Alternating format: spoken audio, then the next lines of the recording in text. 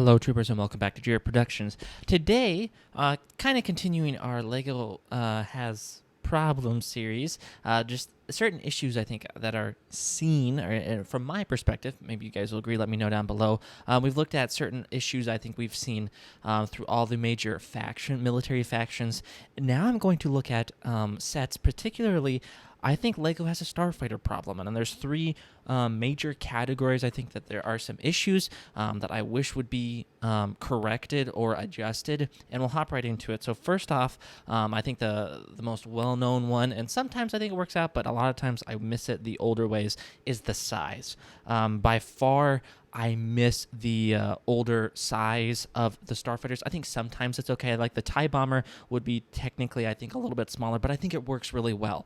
But I think the newer TIE Fighters are a bit too small, in my opinion. I know they're trying to fit a smaller price point, be able to be available, to a wider audience, but I think by far the solo TIE Fighter is the best TIE Fighter Lego has made and will have made for a considerable amount of time.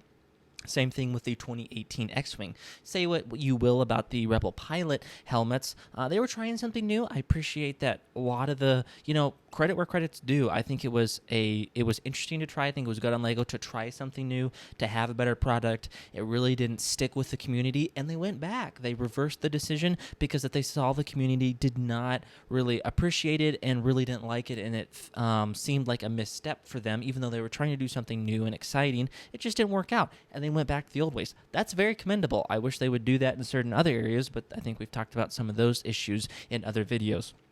So size-wise, I just think it's been a problem. Particularly, the shining examples to me are the X-Wing and the TIE Fighter. There's other Starfighters and other vehicles, yes, but the Starfighters in particular, those two are the shining examples from like the solo TIE Fighter in I think 2017, the X-Wing in 2018, or the solo TIE Fighter around then, and then you have like the 2020 TIE Fighter and X-Wing, and now the 2024 TIE Fighter, or 2021 X-Wing and TIE Fighter, and then the 2024 X-Wing and TIE Fighter. The new 2024 X-Wing, I think, is a improvement in my opinion. Some people don't think so. I think it's an improvement and a little bit bigger than the last one. So, but the TIE Fighter still, it's just I think they should be the older size. I think the older size is more accurate, and I think it looks a lot better being able to have the option of having a little bit more detail, bigger wing space. I just think they look better, and I think that is a problem. I know they're trying to balance cost to set ratio, and I think that leads me into my second point, is the price point. They're trying to be able to fit these Starfighters at lower price points because they're really filling up the in the old days, and not that old days, but in years past, not that long ago, Lego really didn't do, if any, like 18 plus $60 to $100 sets. That wasn't a thing for the Lego community. About 2020, they saw that the people that grew up with it were coming back into it, and there was more of an adult market, so they started doing those sets because they knew they could make some money, and that's fine. I mean, that's what a company should do. They see a need, they see a desire, and they should be able to fulfill it. However, that has butchered the price point slots for where most of the Starfighters would go that would fit comfortably and be a decent size. That's also been, I think, a significant issue. Not that we should get completely rid of 18 plus sets, but it does at times honestly disappoint me. I really love the midi scale. I think that's actually a pretty decent one, but between when we have midi scale dioramas, we still have helmet series, which are all fine, but they take up so many slots. They pretty much take up the majority of the price point slots that historically Starfighters would have fit into in a very nice size. So it removes the ability to have a bigger size X-Wing like we used to, or TIE Fighter, etc., etc. We are getting one next year with the ARC-170, which is very, very exciting, but there's just certain price slots that haven't been, that are not available for bigger sets, that makes it an issue. That leads me to my next thing, is frequency for certain Starfighters.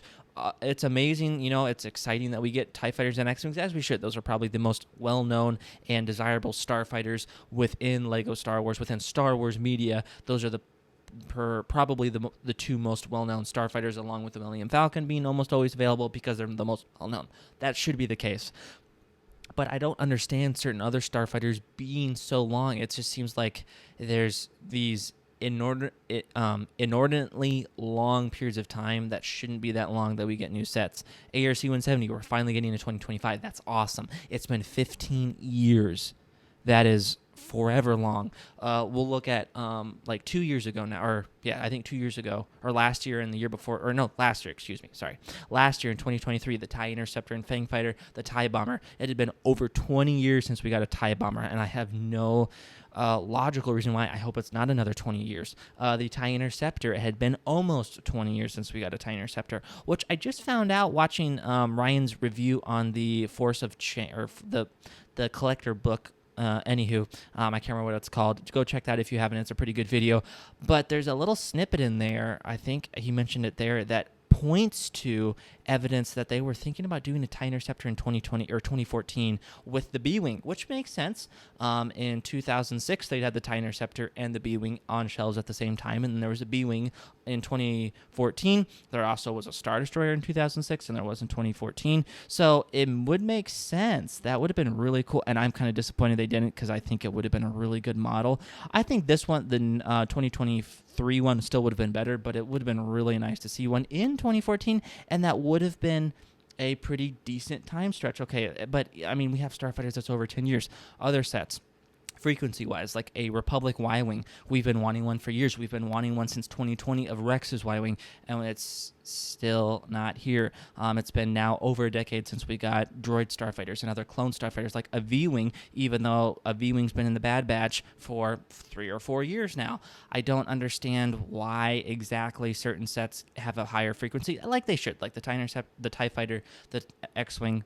Awesome, that's good. And you have to have certain Starfighters from current media, like the Fangfighter, the Mandalorian Gauntlet from the Comrade class from the Clone Wars. That's a good example. Mandalorians and one Starfighter. But then other Starfighters that they know the community wants, that it should be time to filter in. Kind of the other points, the size and more so the price point, takes out those abilities to have the Starfighters when they should be coming back, like the ARC 170, the B-Wing at this point, the V-Wing, the Republic Y-Wing. We're almost getting to a point now that we really could use a Rebel Y-Wing. It's been since Rogue One, like 2017, since we've had a Rebel Y-Wing. That's a long time. Up from the beginning of Lego Star Wars, it was every 4 to 5 years that we got a Rebel Y-Wing, and now it's been 8 years. I don't really understand. It's awesome to have the X-Wing and TIE Fighter. It should be a very consistent staple, but I think the Y-Wing should be as well, even above other ones. It's been a long time since we've got Darth Vader's TIE Advanced X1. There's just so many Starfighters that it's been so long that we've gotten them, that I think it is an issue, and I think those 3 things kind of lay out why Lego, I think, has a problem getting those Starfighters out, and why it's a problem size-wise, price point being taken by other items, and then therefore hurting the frequency of some sets that I get maybe not every 3 or 4 years, or maybe even 5.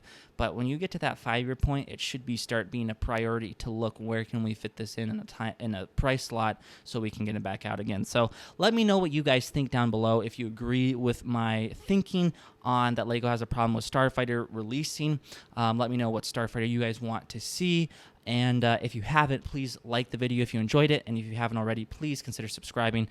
We are very rapidly closing to the 1-year mark of the channel.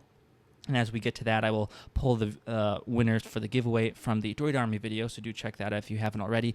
But it would be really awesome if we get to 1,000 subscribers right as we get to the year mark. That'd be awesome. But thank you guys for watching, and I'll catch you guys next time.